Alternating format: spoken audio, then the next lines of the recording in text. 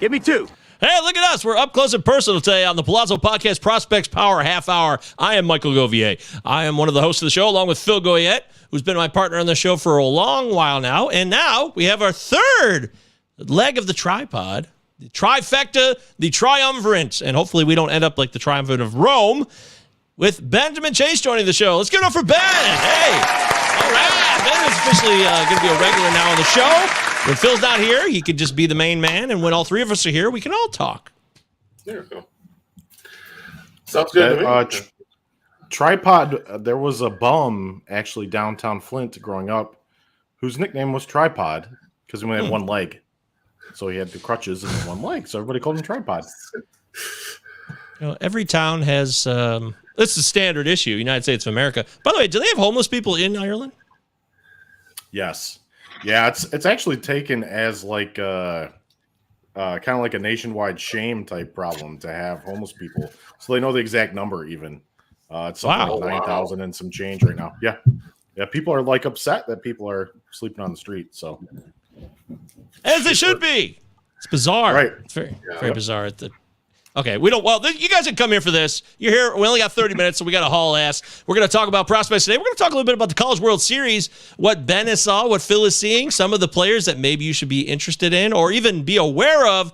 And we're going to be super up close today because for some reason this is the only format. Usually the show is in the triple box, but we're in the super tight, like around the horn version, I guess, of the show today. Kind of like that. Yeah. I wish I had a points thingy. I could give you guys points for your genius answers and take it away from you, which would let you know how I really feel about you. That would be cool, but I don't have that system here, so we're just going to have to go with what we got. Ben, the College World Series is now down to its final 8, right? Eight teams? To Omaha.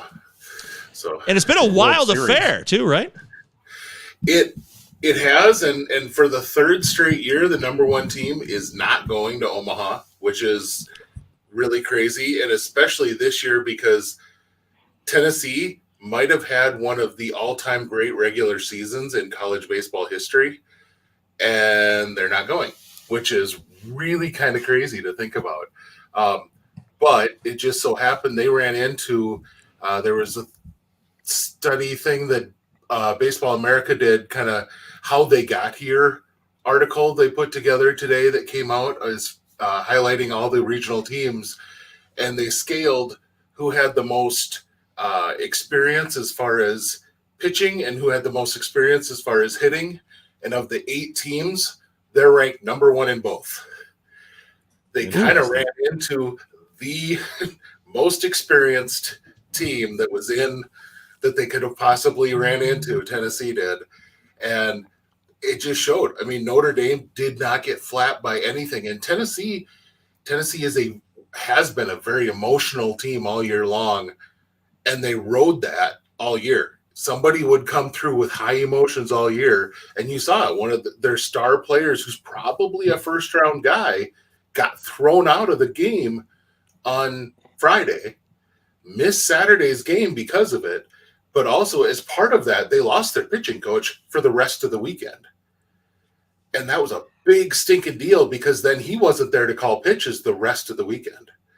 And so who knows what that might have cost them, especially Sunday, because Sunday they did get that outfielder back. They got Drew Gilbert back, but then they didn't have their pitching coach when it really counted. And, they're trying to make this comeback. They didn't, maybe they aren't calling the right sequence of pitches. Who knows? And you just don't have that guy who's really in touch with the pitchers on the mound. And some folks said that their starter stayed on the mound for too long on Sunday. It's just a lot of things. But what ended up happening is you end up with a one team out of the top 4 seeds made it to Omaha. Just one, which is remarkable. Stanford at number 2 is the only top 4 seed that made it to Omaha. Out of the top, the teams that host are considered the top 16 seeds, and only 4 of those top 16 made it. So, half of the field were not hosts. They had to go on the road in order to make it to Omaha, which is really, this is kind of a remarkable field to make it to Omaha. So it's kind of fun That said, a lot of folks don't understand. These are not bad teams. One of those teams that was not a host team was a top 10 team in 3 different major rankers at the end of the season. D1 baseball, D1 baseball, Baseball America, both had them as top 10. Oklahoma at the very end of the season, and they did not end up getting a top seed just because, kind of frankly, the Big 12 sucked this year. So it really hurt. It hurt their power points. They got 3 teams in the World Series, in the College World Series, though. And, that you end up with, well, A&M isn't anymore. They're in the SEC now, yeah. SEC. Sorry. So. Phil's living in the past. Yeah, well, I was like, keep up with your alignment, Phil. Weird. Come on.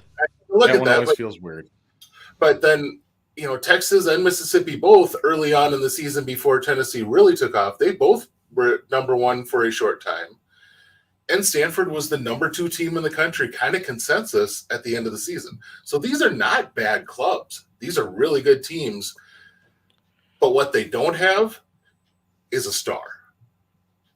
And it could be very possible that of these teams we have in Omaha, you might see it could be as few as 1 player gets drafted in the first day of the draft, which is our first 2 rounds and the 2 supplemental rounds. You could only see 1 guy go in those rounds. It's very possible.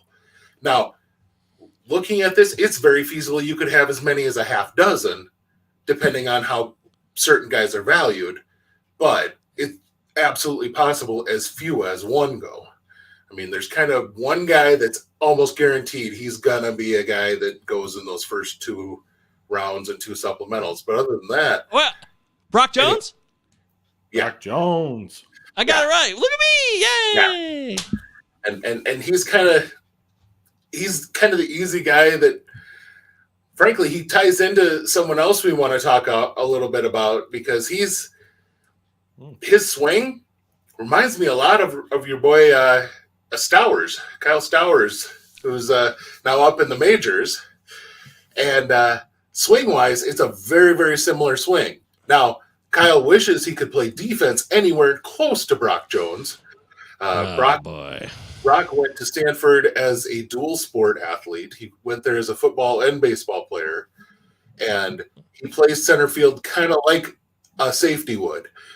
He tries to tackle the outfield fence, which is usually not advisable, but he also chases down baseballs about like a cornerback or a free safety would as well, and just has incredible instincts out there. And he's fun to watch play just because he goes all out on defense. And it's fun to watch college guys because they do that. But for the guys that actually have the talent that could take it to the next level, you want to see a guy that plays like that has a major league future, because you like watching guys in the major leagues that play like that.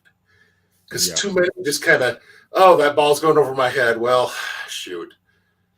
We watched that no-hitter that got lost by the Cardinals. I was like, Harrison Bader got turned around a little bit, but that was one of the hardest balls for a center fielder to field. A straight at you ball.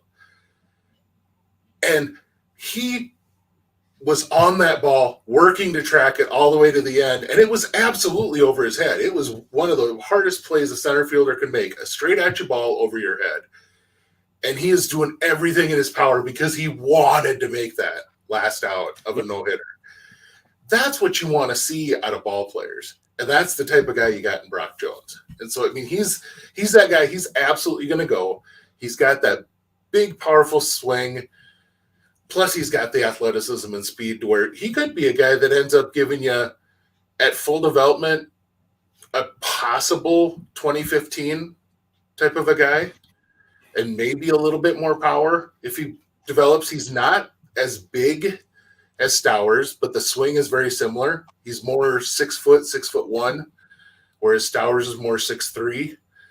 So a little bit less of the big body, but the same type of a swing when he comes to the plate. So, I mean, he's looking to put the ball in the seats every time. And he's done it pretty well during the World Series so far. He's been a fun one to watch. Phil, other than that, want to chime in? Yeah, I'm with Ben on that. I think you had who's the Arkansas kid? Paulette? Yeah. Peyton Paulette, the pitcher, who would probably be going higher if he wasn't hurt, right? Yep. Bobby Moore, Bobby Moore's kid, that's the GM.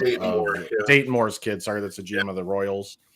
I thought he was going to be a better prospect than he is now projected to be.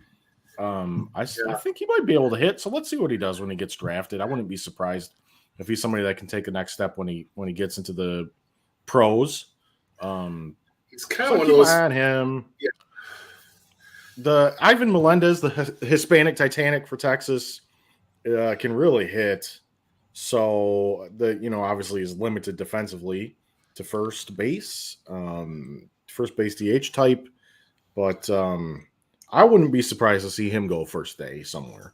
So, but yeah, outside of that, like you said, Ben, it's like none of the major prospects are really on the board as far as in the College World Series. So, but you have a lot of deep teams, like the Stanford lineup's deep, 1 through 9. Everybody can hit a little bit. That whole lineup can.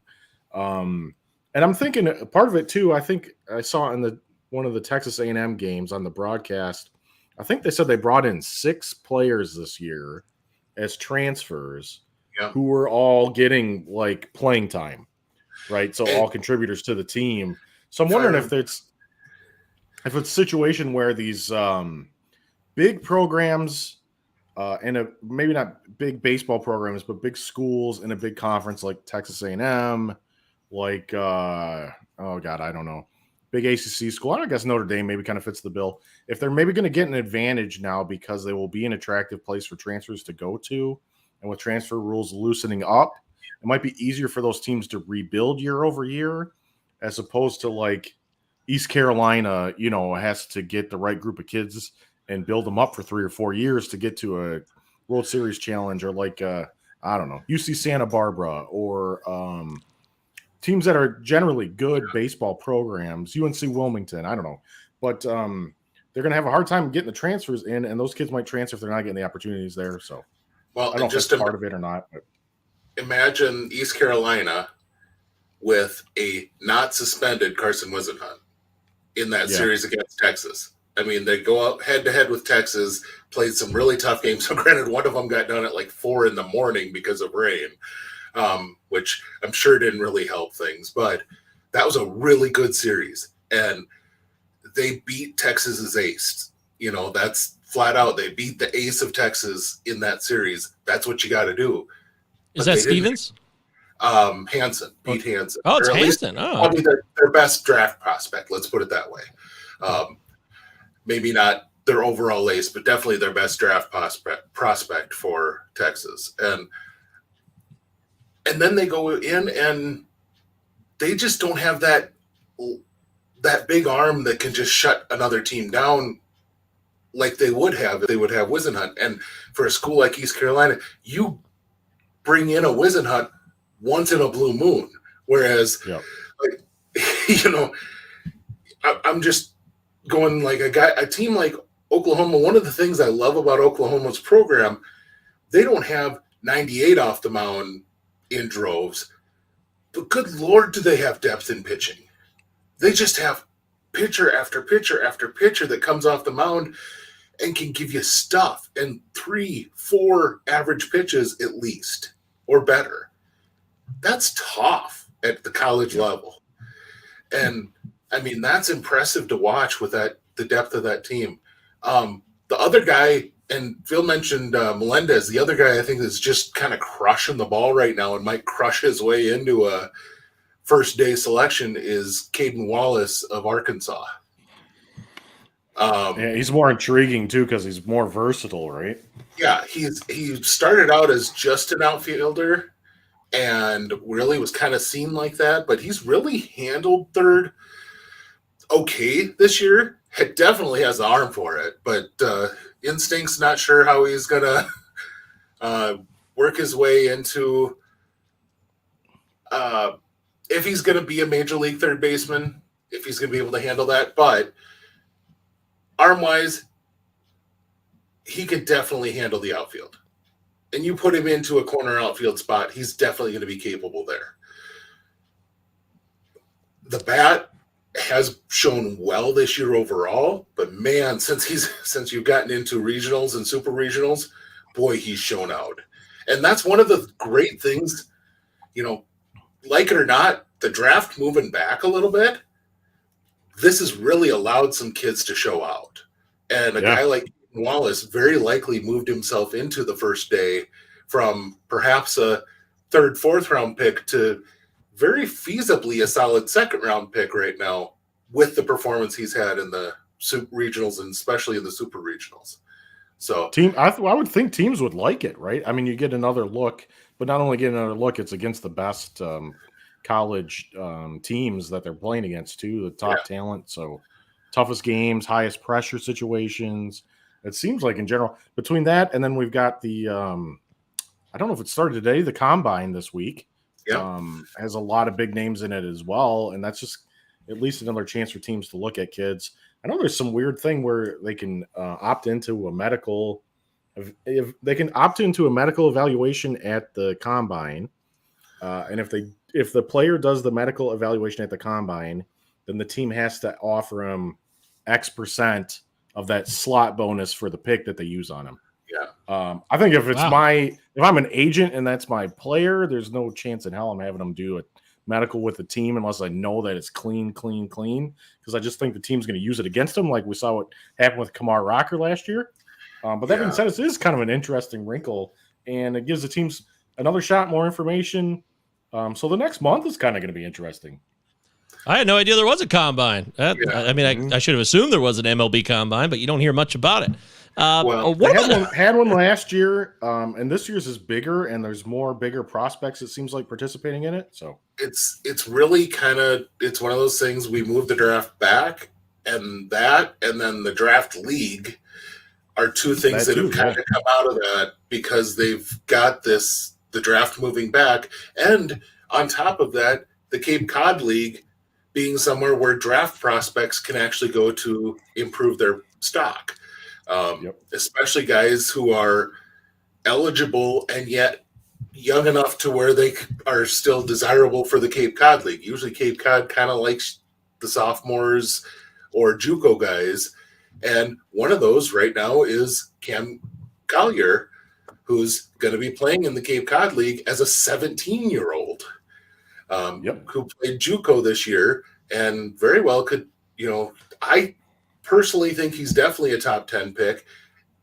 I absolutely could see him moving himself way up in Cape Cod ball if he goes out and he punches big time college kids in the mouth with his, on the field. That could be huge for him. But what I do think, second day in the draft, what almost every single team that made it this year has is one hell of a good defensive catcher that's draft eligible.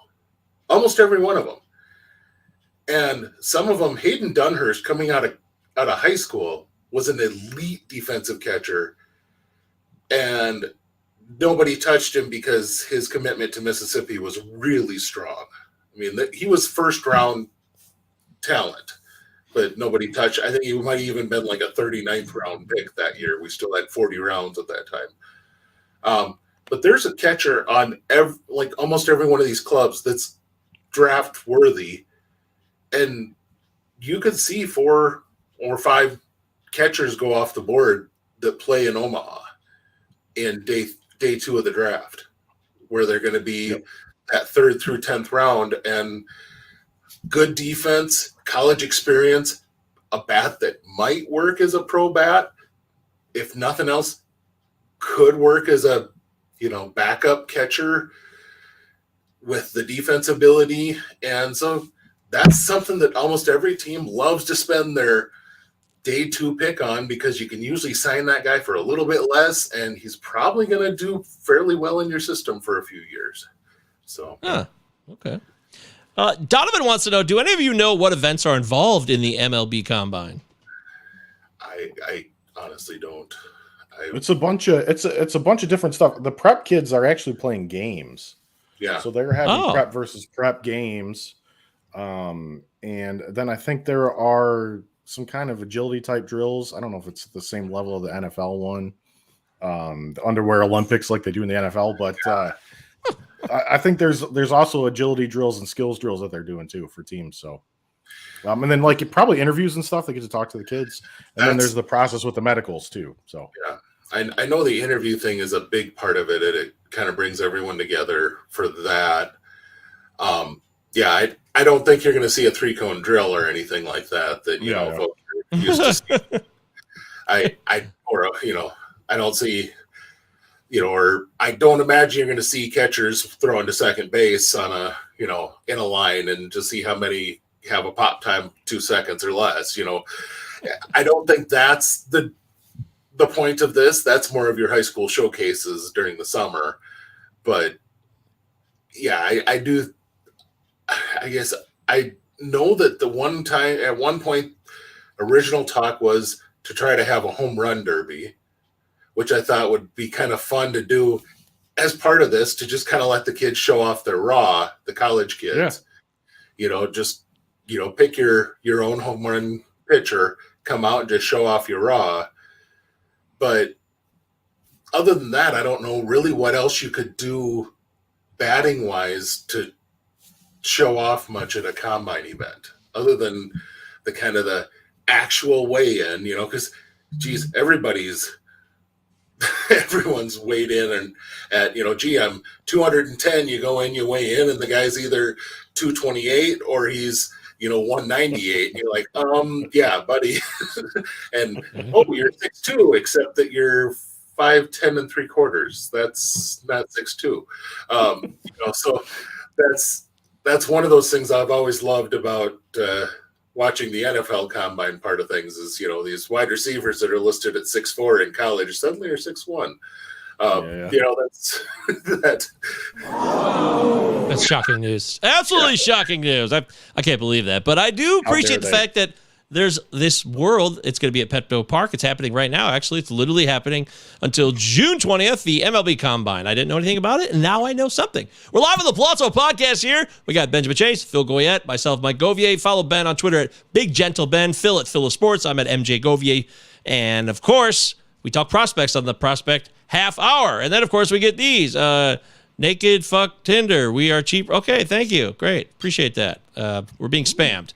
That's unfortunate. Thank you for spamming us. I don't get those spamming. Like, what does that achieve for them? Does someone see that? Like, ooh, I'll never understand it. I just don't get it. Like, they're spamming. That's much more creative than that people could fall for. So. I don't know where I heard this saying from, but somebody told me a long time ago. Imagine how stupid the average person is. Mm-hmm. And because they're the average person, half of people out there are stupider than that. So, oh no, you never know who's clicking on those links. So Kyle Stowers made his MLB debut. He got to play because Anthony Santander is against. Well, at least we would have to assume he's against the vaccine because he was on the restricted list. Which, it's a rival team. I just think that's a fascinating point because you're gonna miss a lot of games against I know the Orioles aren't playing for anything either, so maybe it's easier to make that choice because there's some other guys on the Yankees and such made the decision to get the vaccine because they're like, wow, we can't miss these games in Toronto. This is like, we're going against these guys for our division. So Stowers benefits. He scored, he drove in a run, had a double, right? I believe. And He didn't play yesterday. So he'll go right back down and then we won't see him again, right, Phil? Because he's not going to be up unless there's an injury or a trade. Yeah, I think. I mean, I don't see the team doesn't. Maybe not. They've bled him now. They might be more willing to bring him up, but I don't know. I don't. Short of something big changing, I don't see him being a key part until maybe the Hayes, Mullins aren't going anywhere, and Santander's not going anywhere yet. So they could trade them. I mean, I could see Hayes getting traded. He's played well. Mullins, they were trying to trade during the offseason for whatever reason. I don't know why. But I wouldn't be surprised if they move an outfielder or two. Santander maybe is a guy that could get traded too. he's hit some bombs this year. So, but short of that, yeah, Mancini's supposed to be getting moved. So, I don't know. Maybe that's a spot he could take too. Yeah, because that was the reason he didn't play yesterday. Is they had Kikuchi was on the mound, so the lefty matchup. Yeah, so that's why he sat. And I mean, you get Mancini out of there. There's a left-handed spot for him. Yeah, to come in and be kind of a bad outfielder, and basically and just a good side of the platoon. Yeah, good side of a platoon. Bad kind of left fielder, first base DH. But maybe he could hit 30, 40 home runs. I mean, yeah. Wow. I mean, he can hit a lot of balls a long ways in that field because they didn't screw around with right field. No. Everyone's upset about what happened in left field, but they did not screw around with right field. And so a left-handed hitter in that park is still something you want. That's the key. That's the big bonus there. I completely agree with that. People are just, they get locked in on the one side. They forget there's a whole other side of the field. There's the rest of a ballpark. So we're going to run out of time here. I wanted to cover quickly what happened with these Rangers acquiring some talent from the Yankees. And you brought this up when we were talking about doing the show earlier this week, Ben, about Duran and Josh Smith and even Volpe. Like the Yankees had a nice glut here of middle infielders. And you were saying that maybe there's another team who could be in that vein that we're not identifying right now. Yeah, last year, the Yankees had low A, high A, and double A, had a guy just completely break out all at the start of the year, with Josh Smith, Ezekiel Duran, and Anthony Volpe. Well, they used two of those guys in order to acquire Joey Gallo, which, that didn't go so well for him. But it's gone very well for the Rangers because those two guys have both come up. Smith and Duran have both hit very well in short time with the Rangers when they've come up, and they hit very well in the minors so far. From what I'm watching, the Rockies are starting to build something very similar this year. Ezekiel Tovar is 20 years old. He's a switch hitter in Double A. Coors. Yeah, there you go. He's got a 957 OPS for a shortstop, and he's going to be a shortstop. Very good defensive shortstop. One of the few guys right now in the minor leagues, there's still less than 10 guys that have double-digit home runs and steals, and he was one of the first ones to it. He's got 13 homers and 16 steals. Down in low A ball, they have Adale Amador, and if I'm saying any of this wrong, you can, chew me out later. That's great. He's 19, and he's also a switch hitter, and he's got an 880 OPS, 7 home runs, 7 steals. I think he might be a guy that ends up more towards second or center field, but guy who's got average to above average speed and power, very good. A lot of people like his ability to put the bat to the ball. And then they signed a guy out of Cuba a couple years ago, and his name is Diane Orkey. And he is finally getting his first at-bats as a professional down in the Dominican this year. And he's a guy who I love his frame. He's 6'3". He's listed at like 170. He looks like he could probably put on a solid 200 and not be thick. Like he could put on a lot more weight to him with a good development program. He has slapped the ball around a lot in international competition. And he's come out and hit very well right away. But there's a lot of people who think he could stay at short. He could potentially move to third and be a really good third baseman. He's got the arm to handle those. And then just to get out of middle infield, but stay up the middle, Drew Romo has actually shown that he can hit. Everyone was worried that, he's going to be an amazing defender, which he has been at catcher. Yep. But he's in high A, still just 20 years old. He's a switch hitting catcher, and he's putting up just under an 800 OPS, but he's hitting 296. He's doubled his walk rate this year. And, the ballpark they're in there, not as easy for power as some of the other ballparks they're in, but he's put out 4 home runs, and he's really athletic, 8 stolen bases for a catcher. This is a team that's working on building things up the middle, and they're going to have some trade chips. You start to build up that type of talent up the middle. Tovar, it wouldn't surprise me at all if he starts to work his way to the majors, even for a September call-up this year, let alone, but definitely you could see him competing for some major league time next year. The only thing possibly holding him back is they have a lot of young depth already up the middle. And that's going to be the only thing that he's fighting against. But, you have Iglesias sitting there at shortstop right now. You get him off going into next year, and it could be Tovar's position. Yeah. Phil, you agree with all that? Yeah, I like the Rockies. I think Ben's right. Romo's could be a nice player for sure. So, my org I thought of with this was the Cubs. As much as it pains me to say that, but through a lot of trades and in-house stuff, they're building up. If you look at their high A roster and their low A full season A roster, they got a lot of bats and young kids that are looking nice. Just that high A South Bend, they've got Ed Howard, who was a first-round pick. They've got Owen Casey, who we've talked about on the show many times. They've got on the trade from the Padres, big-time power. They've got Pete Crow Armstrong, who has really turned it up this year.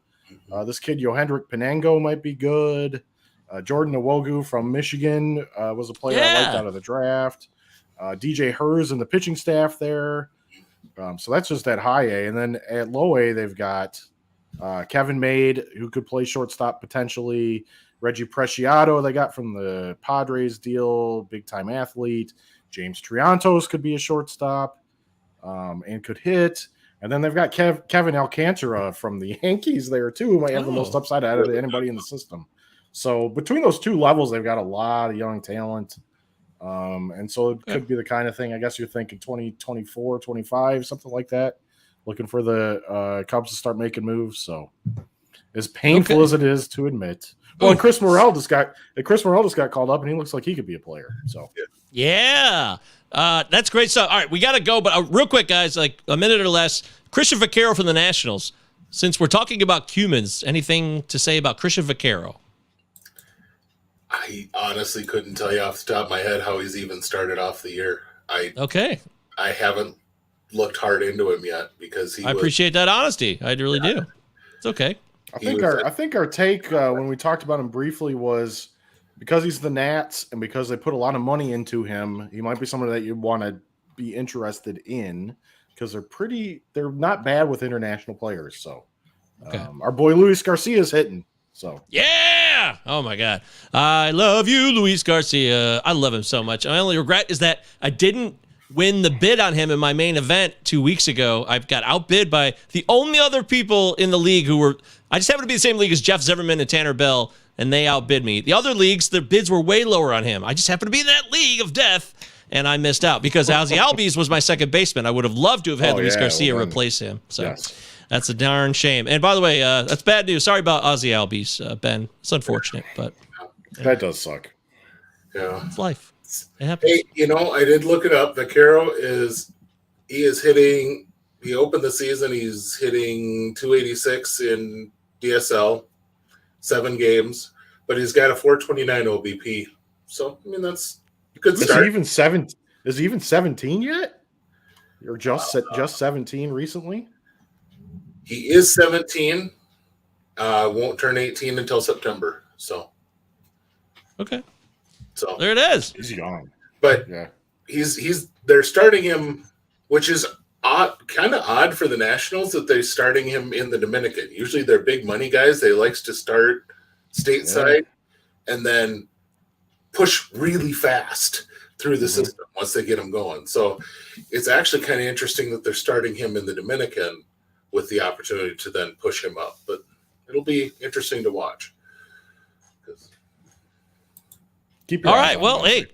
Yeah, that's beautiful stuff. Thank you so much, Ben. Thank you, everybody who chimed in on the chat. And Benjamin Chase is someone you should follow. Phil is someone you should follow. Follow the show, Palazzo Podcast, 2 L's, 2 Z's on Twitter. Utah. Big Gentle Ben, Phil of Sports, MJ Govier, 30 minutes or less, we try to do a show about prospects. It's never easy, and we're very, very grateful that Ben is aboard now, and he brought so much to the show already, and he will continue to provide more and more and more. You guys have questions? You can pop them in the Discord, and then we can try to answer them during the show. And then when we're not here doing the live show, we'll try to do our best to answer them while we're in the Discord. There it is. That's the show. Yeah. Thank you so much. Everybody enjoy the College World Series, and we'll see you guys next week on the Palazzo Podcast Prospects Power Half Hour.